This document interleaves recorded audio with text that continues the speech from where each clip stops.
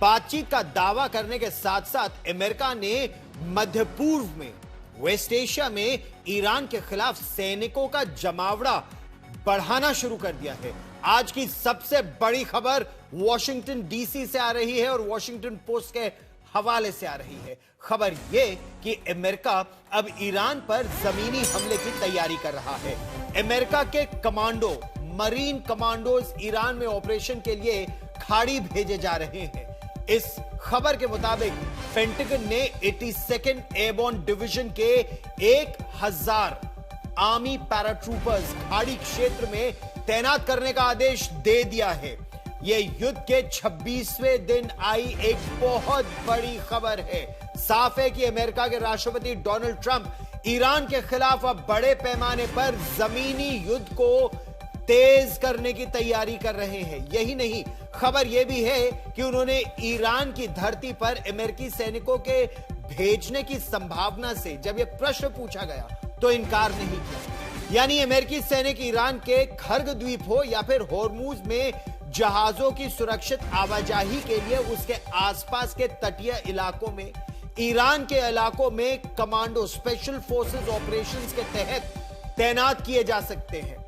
दरअसल जो 82nd airborne division है उसका हेडक्वार्टर फोर्ट ब्रैग में है, यानी नॉर्थ कैरोलिना में है। यह अमेरिका की सबसे एलीट रैपिड रिस्पांस फोर्स है। यह पैराशूट से दुश्मन के इलाके में पीछे अंदर तक उतरकर, घुसकर, पीछे से हमला करने में भी, कमांडो स्ट्राइक्स करने में माहिर है। इससे पहले भी इराक हो या अफगानिस्तान या कोई भी अमेरिका पर अन्य संकट हो, 82nd एयरबोर्न की तैनाती पहले होती है। इससे पहले इस डिवीजन का एक बहुत बड़ा ट्रेनिंग कैप्सूल था। जी हां, एक ट्रेनिंग एक्सरसाइज मार्च के दूसरे हफ्ते में जो चल रही थी, इसकी ट्रेनिंग एक्सरसाइज, उसको अचानक 10 मार्च के आसपास रद्द कर दिया गया। अच्छा, इसके अलावा यूएसएस बॉक्सर के साथ करीब 2500 यूएस मरीन्स, उन्हें भी मध्य पूर्व के इलाके में भेजा जा रहा है। यह सैन डिएगो अमेरिका के पश्चिमी छोर से आ रहे हैं। फिर ओकिनावा से 2500 सैनिक मरीन्स और आ रहे हैं, यानी 11th मेरीन एक्सपीडिशनरी यूनिट और 35th मेरीन एक्सपीडिशनरी यूनिट। इसके अलावा करीब 50,000 सैनिक वहां पहले ही तैनात हैं। अब इससे आप अंदाजा ले सकते हैं कि कितनी जबरदस्त इस समय तैयारी हो रही है। हम आपको विस्तार से बताएंगे और आपको समझाने का प्रयास करेंगे कि ईरान के खिलाफ अमेरिका ने किस बड़ी घेराबंदी का अब प्लान बना लिया है, और यह मैं आपको विस्तार से समझाना चाहूंगा क्योंकि यह आपके लिए जानना बहुत जरूरी है कि यह युद्ध अब किस दिशा में और कितनी तेजी से आगे बढ़ रहा है। 82nd एयरबोर्न की हम सबसे पहले बात करेंगे, और 82nd एयरबोर्न जो है ना, यह पैराट्रूपर्स की एक स्पेशल डिवीजन है, 82nd एयरबोर्न डिवीजन। इसमें करीब 3000 सैनिकों को भेजा जाता है, पहले 1000 सैनिकों को भेजा जा रहा है। तो ये स्पेशल फोर्सेस या 82nd एयरबोर्न पैराट्रूपर्स के करीब 1000 लोग हैं। ये खर्ग आइलैंड, देखिए, ये होर्मुज, स्ट्रेट ऑफ होर्मुज का एंट्रेंस है। ईरान इसको डोमिनेट करता है। अब इसमें लगभग 400 किलोमीटर अंदर जाकर है खर्ग आइलैंड, लेकिन यहां पर केवल एक खर्ग वो द्वीप नहीं है, केशम एक अलग द्वीप है। केशम द्वीप पर अमेरिका अपनी सैनिकों को तैनात कर सकता है। यह केवल 33 किलोमीटर चौड़ा इलाका है, लेकिन इसको ईरान दोनों तरफ से डोमिनेट करता है।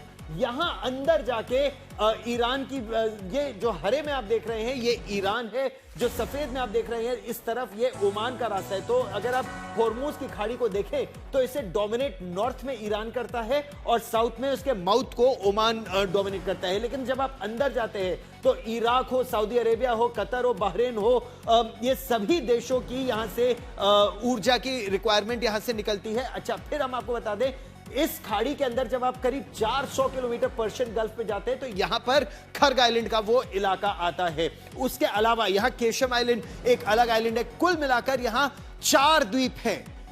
अच्छा, ये जो कमांडो दस्ते हैं ना, ये 18 घंटे, आदेश मिलने के 18 घंटे बाद ऑपरेशन के लिए बिल्कुल तैयार होते हैं। यानी इस डिवीजन की जो सबसे बड़ी खासियत है, दुनिया के किसी भी कोने में ये 18 घंटे के अंदर ऑपरेशन के लिए तैयार हो जाते हैं। ये इनकी सबसे बड़ी खासियत है, पहली बात। दूसरी बात, इनके पास न केवल इनके अटैक हेलीकॉप्टर्स होते हैं, इनके पास F-35B फाइटर जेट्स भी हैं, F-35 5th generation stealth fighter jets. तो एक ऐसी मेरीन यूनिट है जिसके पास अपना तोपखाना है, अपने टैंक है, अपनी बख्तरबंद गाड़ियां हैं और अपने helicopter, attack helicopters, Apache attack helicopters और F-35B फाइटर जेट्स भी हैं। तो एक सेल्फ कंटेन्ड यूनिट है, ये जाकर वहां मोर्चा संभालती है, VAVP जो कहा जाता है, वाइटल एसेट वाइटल पॉइंट, उन पे कंट्रोल करती है और एक बार वाइटल एसेट वाइटल पॉइंट्स पे कंट्रोल कर लेती है तो फिर ये रास्ता बनाती है बाकी फोर्सेस के अंदर आने के लिए।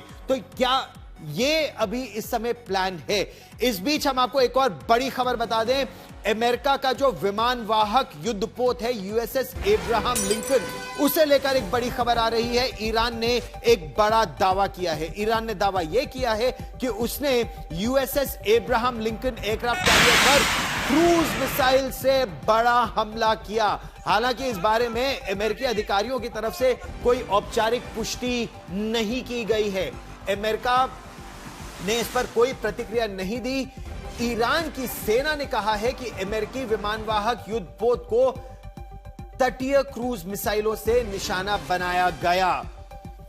यह बहुत बहुत बड़ा पलटवार ईरान की तरफ से होगा, क्योंकि एक एयरक्राफ्ट कैरियर को निशाना बनाना अमेरिका इसे लगभग असंभव मानता है, क्योंकि एक विमानवाहक युद्धपोत की सुरक्षा के लिए उसके साथ उसका एयरक्राफ्ट कैरियर स्ट्राइक ग्रुप चलता है, जिसमें डिस्ट्रॉयर्स भी होते हैं, फ्रिगेट्स भी होते हैं, टैंकर्स भी होते हैं, एंटी शिप बैलिस्टिक मिसाइल्स भी होती हैं और सरफेस टू एयर मिसाइल्स के साथ साथ एंटी सरफेस मिसाइल्स भी उनके पास होती है, लैंड अटैक मिसाइल्स भी होती हैं। तो इस विमानवाहक युद्धपोत को निशाना बनाना लगभग असंभव है। और प्रणय उपाध्याय मेरे सहयोगी टेल अवीव से इस समय ताजा जानकारी के साथ हमारे साथ जुड़ रहे हैं।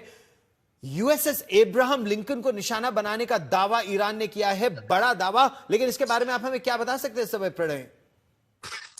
देखिए गौरव, आप अच्छी तरीके से जानते हैं कि माइक के आगे दिए गए बयान नहीं, बल्कि मैदान जंग के अंदर सुरक्षा बलों की तैनाती, रक्षा बलों की तैनाती बहुत हद तक तय करती है कि निर्णयों की दिशा किस तरफ जा रही है। राष्ट्रपति डोनाल्ड ट्रंप के इन तमाम बयानों के साथ में आप ये भी देखिए कि वो बात भले ही कर रहे हो बैक चैनल टॉक्स की, लेकिन जमीन पर सैनिकों की तैनाती बढ़ाई जा रही है। साथ ही एलीट दस्ते, चाहे वो 82nd एयरबोर्न डिवीजन हो या US मरीन यूनिट हो, ये सारे एलीट दस्ते हैं अमेरिकी सेना के। और ऐसे में जबकि ईरान लगातार अमेरिका के सैन्य ठिकानों को निशाना बना रहा है, ये संदेश देने की कोशिश कर रहा है कि वो सारे देश जो अमेरिकी सैन्य ठिकानों को अपने आप पे जमीन दे रहे हैं, उनके लिए इसकी कीमत है और ईरान नहीं चाहता कि इस इलाके के अंदर अमेरिका मौजूद हो। ऐसे में अमेरिका का उस इलाके के अंदर अपने सैनिक दस्तों को बढ़ाना निश्चित रूप से यह बताता है कि अभी राष्ट्रपति डोनाल्ड ट्रंप अपनी maximum pressure policy on Iran पर आगे भी बढ़ रहे हैं और साथ ही वो ईरान के खिलाफ जो है पीस थ्रू स्ट्रेंथ की जो उनकी पॉलिसी है, उस पर भी आगे बढ़ते हुए नजर आना चाहते हैं। ये बात जरूर है कि वो राजनीतिक जो घटनाक्रम है अमेरिका का और खासतौर पर जो राजनीतिक दबाव है इस युद्ध को लेकर, उसके बीच वो ये संदेश जरूर दे रहे हैं कि वो इस युद्ध को जल्दी खत्म कर सकते हैं। लेकिन सैन्य मौजूदगी अमेरिका की, खासतौर पर पश्चिम एशिया के उन 19 सैन्य ठिकानों के ऊपर 19 जो अमेरिकी बेसिस हैं, उनके ऊपर किसी तरीके से ना तो कम होने जा रही है और साथ ही राष्ट्रपति डोनाल्ड ट्रंप समझौते की तमाम चर्चाओं वार्ताओं के बीच भी सैन्य मौजूदगी के थ्रू जो पीस थ्रू स्ट्रेंथ है, उसके ऊपर एक दबाव जरूर हमें ईरान के ऊपर बनाए रखना चाहते हैं। यानी वो अपनी मेन के ऊपर सैन्य कार्रवाई और बूट्स ऑन ग्राउंड। जी, क्या अमेरिका और इजराइल दोनों एक मत हैं शांति के प्रस्ताव पर? क्योंकि इजराइल की लगातार कोशिश है कि वो सैन्य शक्ति जितनी ज्यादा नेस्त नाबूद नष्ट कर सके ईरान की, वो शांति से पहले नष्ट कर दे। क्या उसके हमले बढ़े हैं ईरान पर?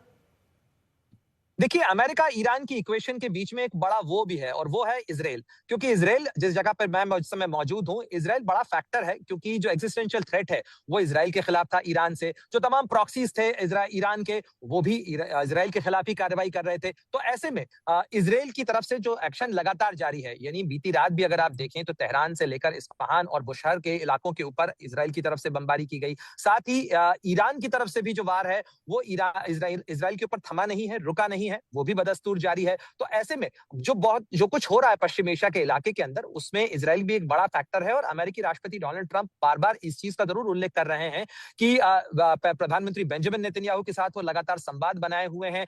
ये अगर सीज फायर होता है, देखिए सीज फायर अल्टीमेटली तो होगा ही, जी। लेकिन वो किन शर्तों के ऊपर होगा, किन स्थितियों के अंदर होगा, वो अभी ठीक। अस्पष्ट है। और दूसरी बात यह है कि ईरान भी ये कह रहा है गौरव कि वो युद्ध रोकना चाहता है क्योंकि ये युद्ध उस पर थोपा गया है। वहीं अमेरिका का कहना है कि अगर ईरान बात मान जाता तो युद्ध नहीं होता। लेकिन यानी ऐसा शांति के ईरान मियाद और में अपने पे शर्त लगा। ओमान दोनों देश कह चुके हैं कि ईरान लगभग सभी शर्तें मान गया था, उसके बावजूद अमेरिका और इजराइल की तरफ से अटैक हुआ। आप इस खबर पर नजर बनाए रखें प्रणय, ताजा जानकारी के लिए फिर मैं आपके पास लौटूंगा।